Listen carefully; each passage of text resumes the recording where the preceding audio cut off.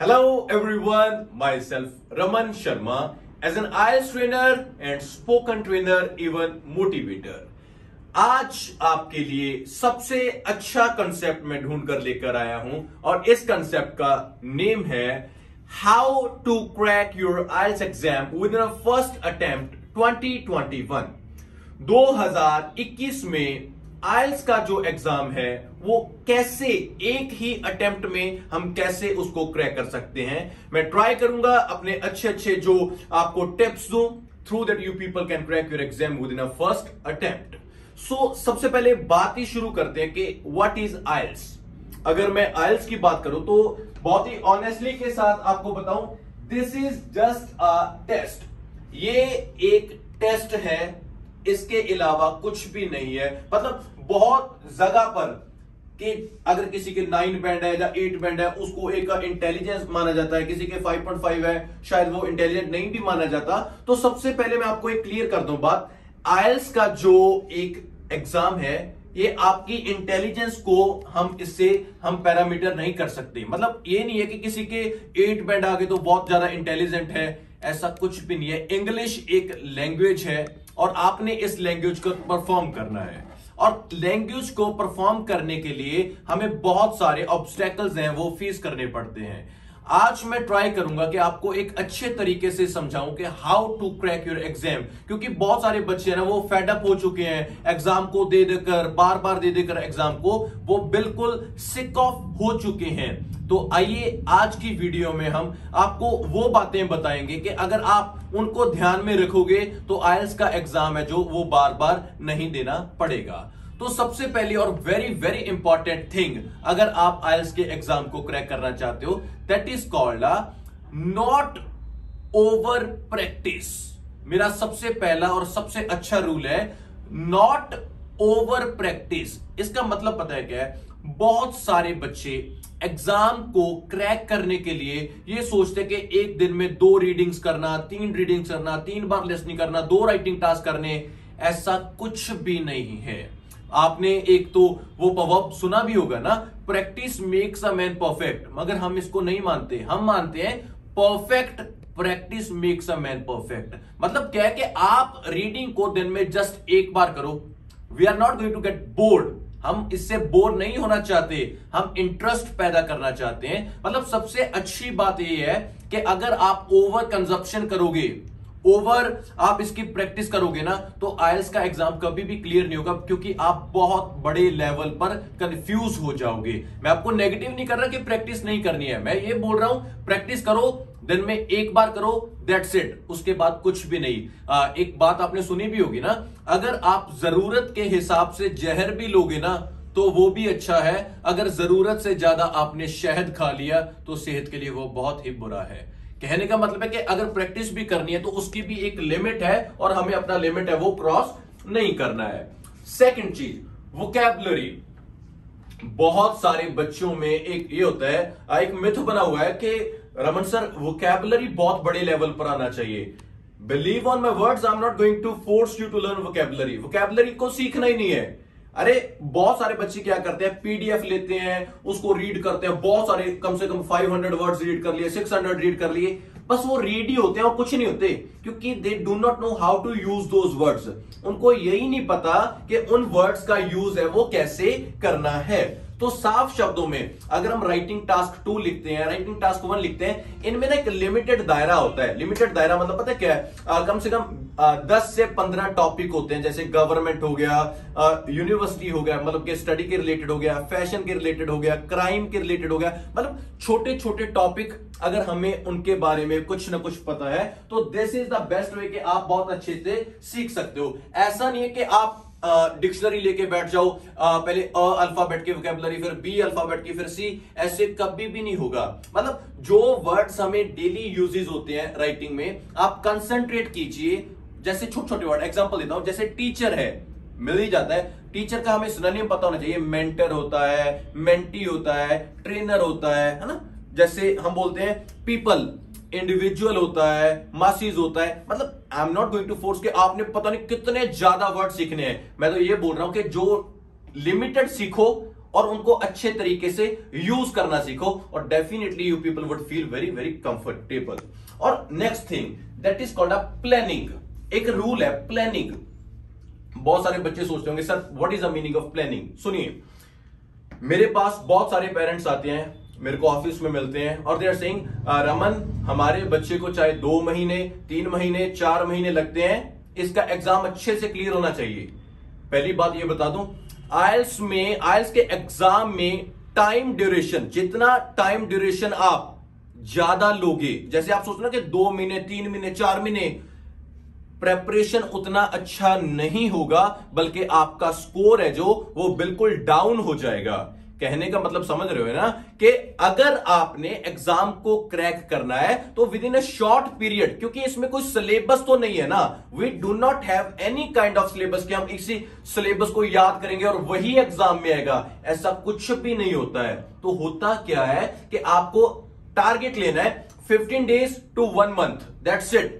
15 दिन से 1 महीने का टारगेट होगा और इस टारगेट में मैंने क्या करना है, I have to prepare myself के मैंने रीडिंग कैसे तैयार करनी है, राइटिंग कैसे, और वीडियो में आपको बहुत अच्छे तरीके से सिखाऊंगा भी कि प्लानिंग करनी कैसे है। सो पहले ये माइंड बना लो कि I am not going to spend more than 2 months for my आइल्स।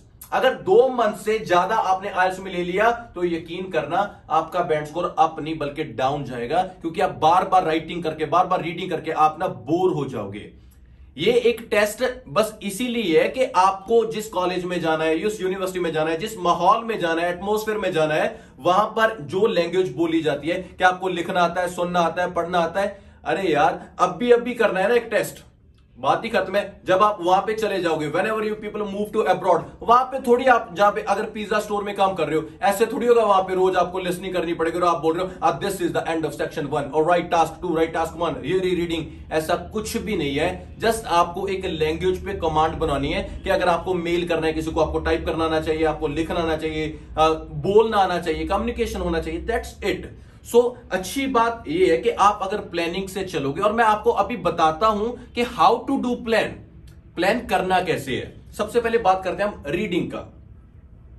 बहुत बच्चे बोलते हैं कि सर रीडिंग में ना पहली चीज टाइम मैनेजमेंट नहीं होता, दूसरी चीज कंसंट्रेट नहीं बनता, तीसरी चीज शायद हम पंजाब बोर्ड से पढ़े, और ये तो बहुत बड़ी बात है कि हमें हरियाणा बोर्ड से पढ़े कि हमारा ना इंग्लिश में बेस नहीं है। तो सबसे अच्छी बात क्लियर कर दूं, मैं जितना भी पढ़ा हूं ना, मैं पंजाब बोर्ड के स्टूडेंट हूं और डजंट मैटर के पंजाब बोर्ड में पढ़ाते नहीं है।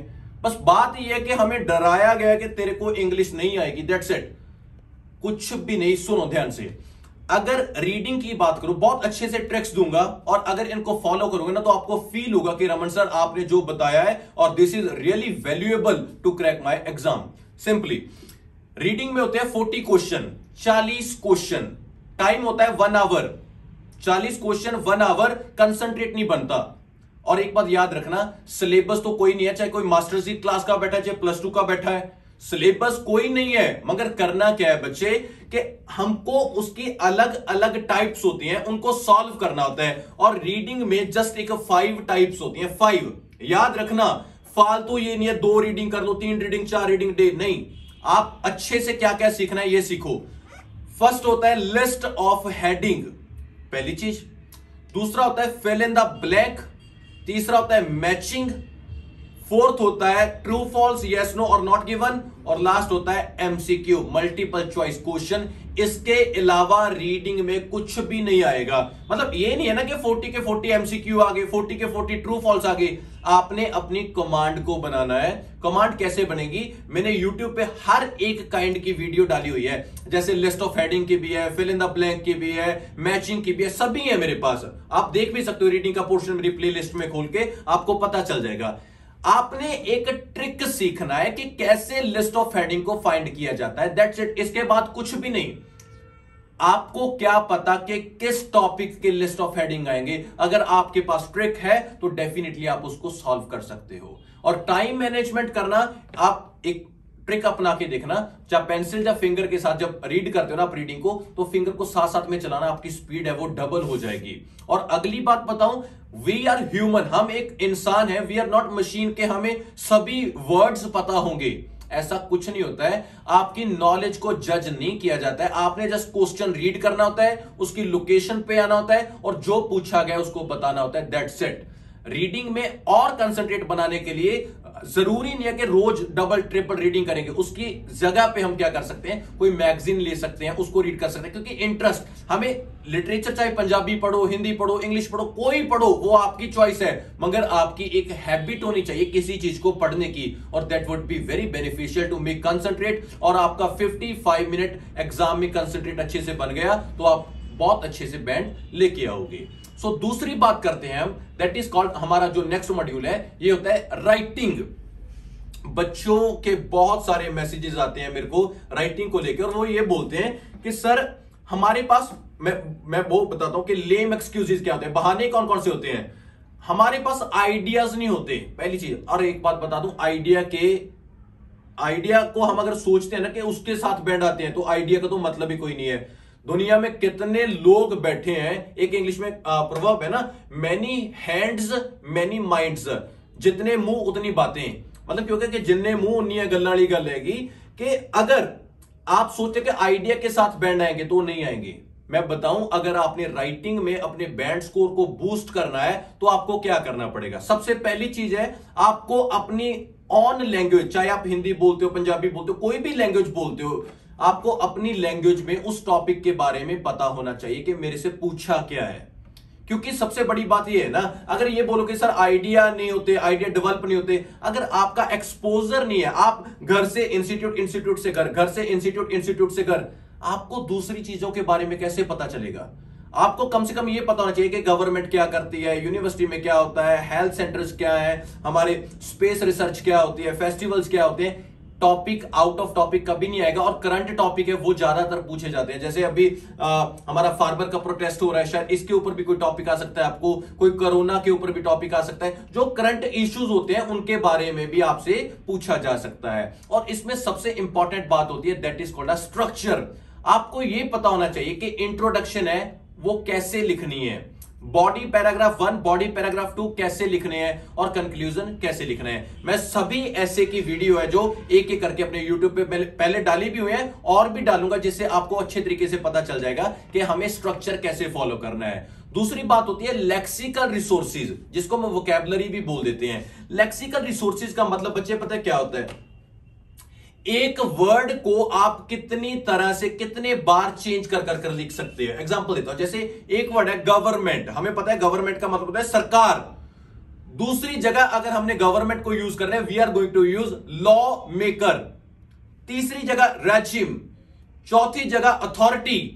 मतलब एग्जामिनर आपसे यही इंप्रेस होगा कि आपके पास कितनी अच्छी वोकैबुलरी आप चेंज करके लिखते हो, तो आपका स्कोर है वो डेफिनेटली बूस्ट होगा। और अगली बात होती है कनेक्टर्स। आपको यह पता होना चाहिए कि अगर मैंने शुरू करना है to commence with, explain to explicate, to epitome जब एग्जांपल देते हैं, एज अ रिजल्ट, और एक ऐसे में कम से कम ज्यादा नहीं तो मैं बोलता हूं कि 13 to 15 कनेक्टर यूज होते हैं। 13 to 15, 13 से लेके 15। इसकी मैंने एक वीडियो भी डाली हुई है, आप मेरे राइटिंग सेशन में जाके देख सकते हो, जहां पे मैंने कनेक्टर्स के बारे में बताया हो कि राइटिंग में कैसे कैसे यूज होते हैं।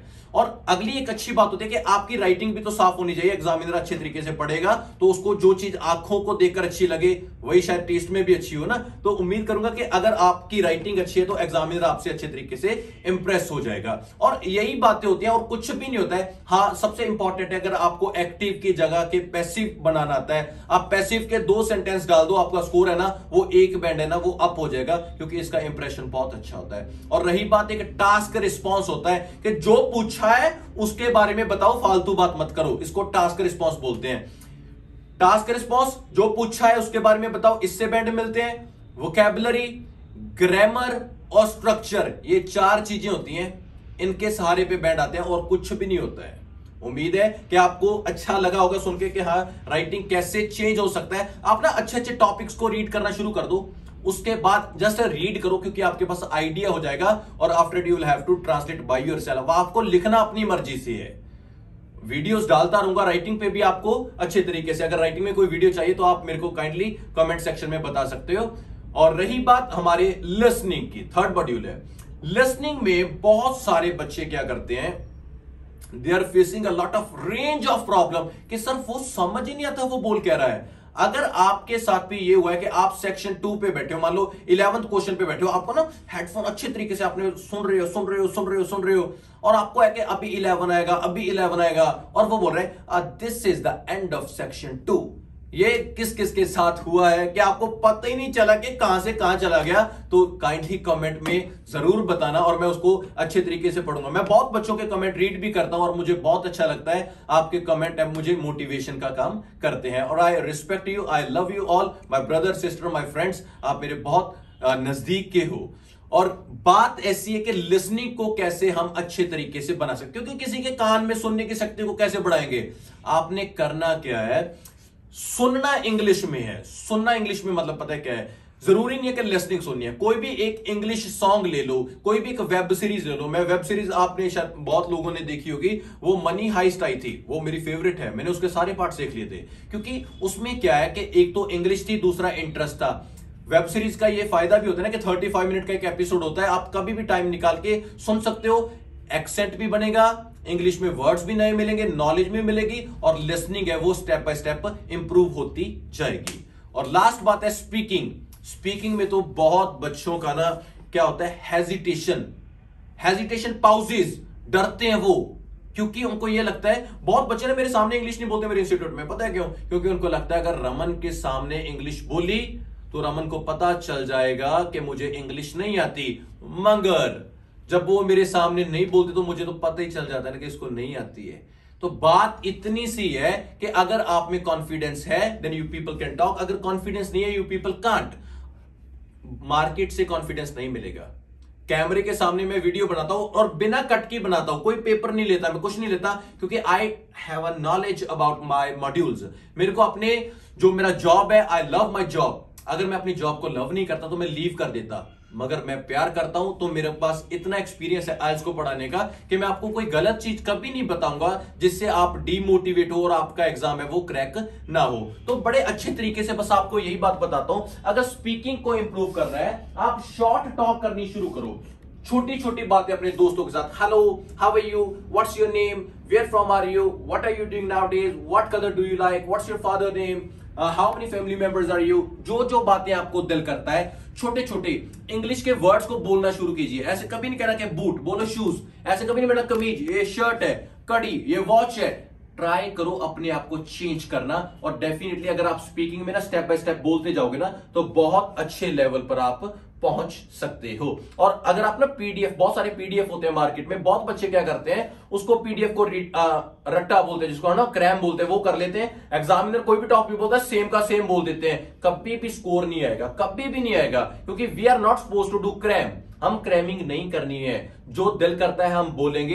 ग्रामर की वीडियोस में डालता रहता हूं, इंग्लिश में टिप्स एंड ट्रिक्स डालता रहता हूं, स्पीकिंग की वीडियोस डालता रहता हूं। आप एक भी वीडियो को मिस मत कीजिए, क्योंकि यही बात है कि आप अपना एग्जाम चाहे घर बैठकर भी मेरी वीडियोस को देखकर क्लियर कर सकते हो। हर वीडियो में आपको कोई ना कोई मैसेज मिलेगा, कोई ना कोई नॉलेज मिलेगी। सो आज की वीडियो में मैंने यही बताया कि 2021 में अगर आपने करना है आइल्स एग्जाम क्रैक, वो भी फर्स्ट अटेम्प्ट में, जो जो बातें बताई हैं आप इनको बिल्कुल फॉलो कीजिए। अगर आपको वीडियो में कुछ नहीं भी समझ आएगा तो काइंडली आप कमेंट सेक्शन में लिख सकते हो, आई डेफिनेटली रीड और I reply, but kindly time लग सकता है रिप्लाई में, क्योंकि कमेंट्स बहुत ज्यादा होते हैं। मैं इंस्टीट्यूट में भी पढ़ाता हूं, ऑनलाइन भी पढ़ाता हूं, some time I get busy, but मैं कमेंट सबके रीड करता हूं। सो जिन्होंने चैनल को सब्सक्राइब नहीं किया तो मेरी हाथ जोड़कर विनती है, प्लीज चैनल को सब्सक्राइब कीजिए और आने वाली अच्छी अच्छी वीडियोस आपको रोज मिलती रहे, इसके लिए मेरा बेल आइकन है उसको भी प्रेस कीजिए। सो आपसे लेता हूं इजाजत। उम्मीद करता हूं कि वीडियो आपको बहुत अच्छा लगा होगा और आपकी नॉलेज और आपको एक